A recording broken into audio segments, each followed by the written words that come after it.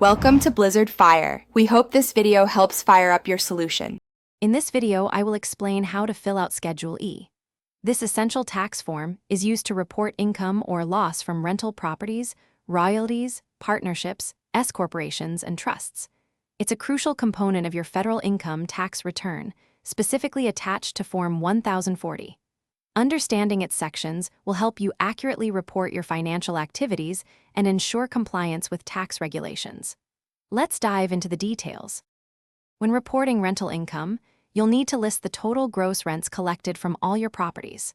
Remember to include any advance rents, security deposits that were applied as rent, and payments received for lease cancellations. However, do not include security deposits that you return to your tenants. Each rental property's income should be itemized separately in Part 1 of Schedule E, ensuring clear and accurate reporting. Now, let's talk about deductible rental expenses. You can deduct all ordinary and necessary costs associated with your rental property. This includes common expenses like advertising, cleaning, and general maintenance. Other significant deductions are insurance premiums, mortgage interest, and property taxes.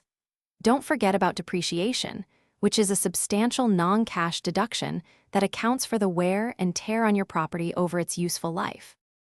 Finally, to complete Schedule E, you will calculate the net rental income or loss for each of your properties. Once determined, the total net income or loss from Schedule E is then transferred to your main tax return, Form 1040. It is crucial to ensure all sections are accurately and completely filled out before you file. Remember to keep meticulous records for at least 3 years for audit purposes.